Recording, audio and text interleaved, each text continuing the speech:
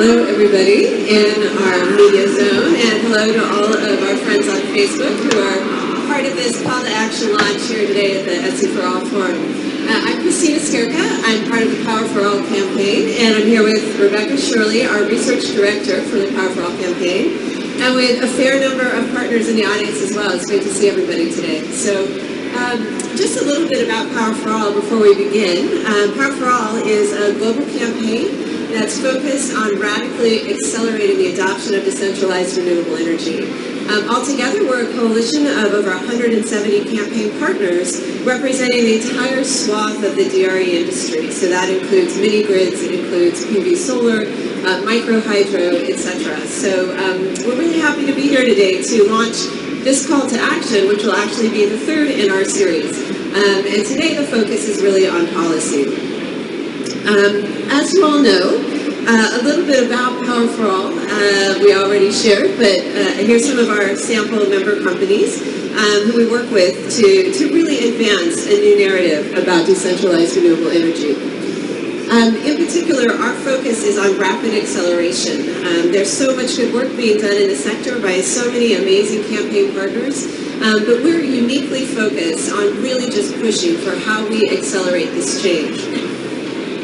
And why? Well, the question is a little bit self-evident, but beyond what we all know, here is a graphic that's actually from the IEA that shows essentially the very poor chance we have right now with business as usual of achieving SDG 7.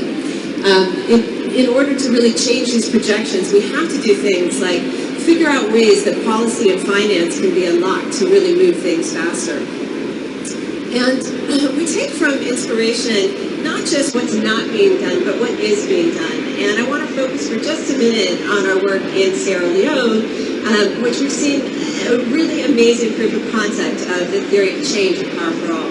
And essentially the theory of change is really around establishing political will, and doing that by a couple of ways. First of all, to really put forth this new narrative and talk about the strength that the sector brings all together as a unified force, a sort of new utility in the world. And we also want to challenge old mindsets and old frameworks, ways of doing business, including how energy otherwise is usually delivered. And when we establish political will, then we start to see the changes that we need, and this is exactly what we saw in Sierra Leone. So Power for All has been focused in about 4 countries right now, in addition to the global campaign. But one of those countries is Sierra Leone, and by working closely with Energy Africa, as well as with the government and local partners, including SOBA, we were able to work with the country on establishing a universal electrification target by 2025. Importantly, that was then not just left to stand on its own, but it was backed up by an actual implementation plan, which include a DRH task force and putting policies in place that can actually make it easier and faster to get these products and services into the country and take control of the energy access timeline. So we really took this as inspiration to address what's in our call to action and our point of view paper today. And that's what Rebecca Shirley is going to be talking about. So she's going to talk a little bit about that research that we've done, and it's all available on our website. She'll also mention that. And then we'll talk a little bit about the actual calls to action. We're not fans of just doing research without turning research into action, so we'll talk about that in a few minutes. Rebecca. Thanks, Christina. Do you want me to manage this? Sure. So, as Christina was saying, what we're finding is that despite this sort of agreement on the importance of universal energy access, despite this agreement on the role of rural electrification and the role of DRE, or the opportunities that DRE can present, we're finding from our personal experience with Power for All that there aren't that many countries that actually have rural electrification as a focus in national energy policy. In fact, we took to the numbers and decided to do a study of low energy access countries, which we defined as countries with 50% or less of their rural population having access to electricity. And we said, let's just look at what the energy targets are in those different countries. And what we found was that actually less than 50% of them have, or more than 50% of them don't have energy access targets at all. Then another percentage, about 40% of them, have rural electrification targets, but an even smaller percentage, about 23%, have a DRE target. So that was saying to us that, despite the very real benefits for these countries in particular that have such unelectrified rural populations, there isn't really a focus thus far as we can see on energy access and DRE in particular. So if these are the countries that we think should be, catalyzing DRE market growth or wanting to see expanded DRE market growth, what are the policies that can help to catalyze that? And so that was the basis of our point of view. That's the question that we wanted to ask in high-performing markets, high-performing DRE markets, what are the policies that are in place that have helped to catalyze that growth? So we basically did a two-tiered empirical analysis, and I won't get too much into the details now, but if you want to know more about it, of course, come and talk to me afterwards. Essentially what we did is we looked at the 5 most active DRE markets in the world right now, which happen to be Kenya, Ethiopia, Tanzania, India, and Bangladesh. So we said for these 5 markets, let's do 2 things. Let's look at what the evidence says, and let's look at this perspective of practitioners in these countries. So the first thing we did was looked at the correlation or the relationship between policy and market growth in these 5 countries. So we took proxies for market growth from BNEF data or from Google's data on sales for Pico PV and solar home systems, and we took policy indicator data from BNEF's ClimateScope. I won't get into too much detail on what that is, but it's essentially a tool that BNEF has put together that looks at the policy environment for clean energy investment in about 55 different low developing countries. So we took policy indicators from BNEF's ClimateScope, and we have these market growth metrics. And when you do a regression, or basically look at the relationship between them, what we see is what are the clean energy policies that actually have helped or that are correlated with positive market growth.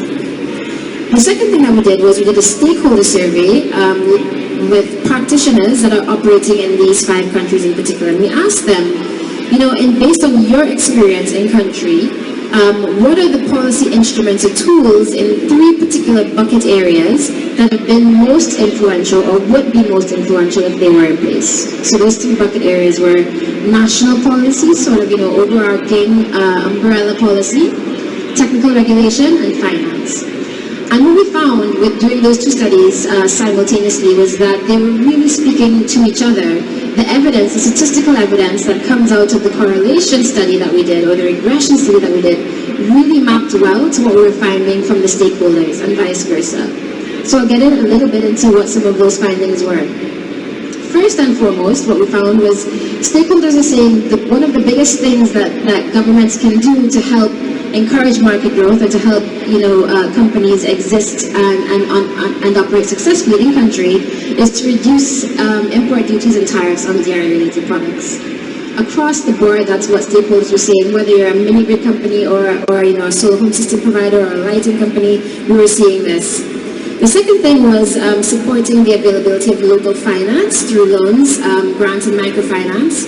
And then the third was establishing energy access targets, which is something that we spoke to, at the beginning, the fact that these targets are really important for setting the stage and showing government support. The fourth was establishing rural electrification plans. And then fifth was technical regulation, so streamlining the process for mini grids to be able to obtain licenses and permits in country, and then also the adoption of quality standards for products. So these 5 things kept coming up as sort of the major, the number 1 ranked policies that our stakeholders are identifying as being very influential in country and mapped very well to what we're finding in our regression analysis. And so that was basically the basis, these 5 policy accelerators, as we're calling them, sort of form the basis of our most recent call to action. And I'll let Christina talk a little bit more about that in specific detail.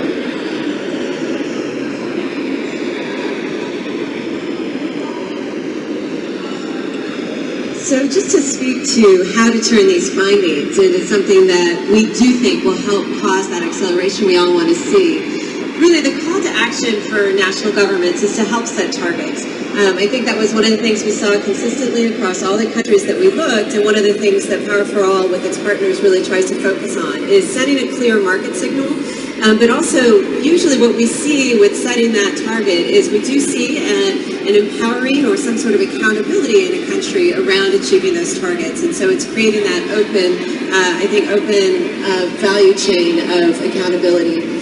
And then closing the implementation gap. I think one of the reasons we focused in our research not just on having a national target, but what happens after you have that national target is that implementation gap. And that's why we really focused on understanding if a country has a national target, does that mean that they have a rural electrification plan to act on that target, and do they have the right targets for decentralized renewable energy?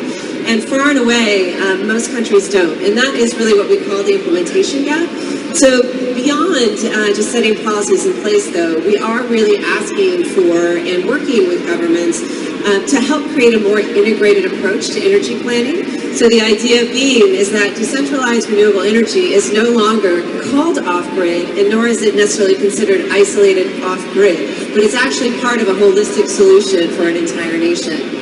And then lastly, collaborative policy design, stakeholder engaged. I know that's something we've all seen on the ground as well, where a policy is set and there's expectations for the private sector to deliver on those goals, but yet no engagement from the private sector in a really meaningful, in-depth conversation about how do we work together. So that's really the call right there. And just a quick note, how this has shown up at the national level in some of the countries we work in, we did actually do a sort of local version of the call to action in both Sierra Leone, Zimbabwe, and Nigeria. And in all cases, what was great about this process is it created a pathway for exactly that collaborative design that we were talking about.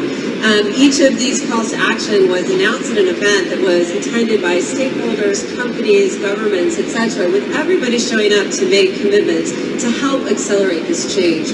These are all available on our website if you'd like to take a look at some of the details, but it's been an incredible thing to see the promises and commitments from renewable energy associations, governments, etc., and even surprise announcements like at the Nigeria call to action, where we learned about a new fund that's being set up specifically to better empower the Rural Electrification Agency.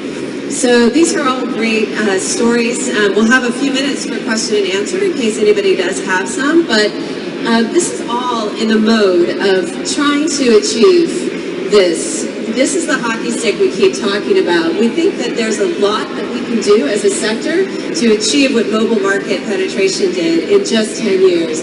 This is our goal, and this is why we do the work that we do. So thank you very much for being part of this briefing and helping us launch our call to action. Are there any questions? Yeah, I'm going to be a little talk show host for a second. I guess one of the sort of best practice countries, of which countries had a specific rural electrification agency designated to increasing rural energy access. And did you find that there were any countries that did have national targets but did not have a specific agency that was dealing with rural energy access? Okay. Those are great questions. All of the 5 countries that we looked at did have rural electrification agencies. And in fact, if you remember that, I don't have the pointer, but the ring that we would, the donut slide, as I like to call it, there, we were actually looking at rural electrification agencies as well as one of the things that we wanted to track in our. This is a set of about 50 countries, if you use that metric or definition, sorry, of countries with 50% or less of their rural population with access to electricity. And we found that a lot of them did have rural electrification agencies, but that didn't necessarily mean that those agencies were A, funded, or B, had capacity, or C, had policies in place to actually do implementation. So even though our 5 countries did have, and many others do have, I feel like sometimes that's not always an indicator just on its own. And your second question was about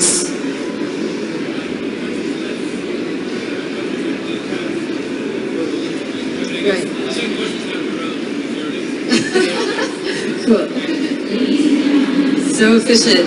Yeah, and further on that, in the paper, which I'm going to hand out some additional copies of, we also did a survey of experts working on the Energy Africa compacts and otherwise, and they all said that there were not enough empowered rural electrification agencies, like hands down in every single country we're in. Thanks, it's great to see this analysis. I'm working with the LDC group on setting up their initiative around trying to build their ability to access finance and access support. At the moment, IID's analysis showing they're only getting 5% of the finance in energy commitments to date, but they represent 50% of those without energy access. So 5% of finance, 50% of the challenge. And a lot of what you're identifying there is exactly, these are things that we know need to happen. So my question is, what types of things would enable these things to happen? It's a question, for somebody who's who's a single person covering too many issues at very little time, what sort of things would help them be able to put in place fill this implementation gap that you speak to?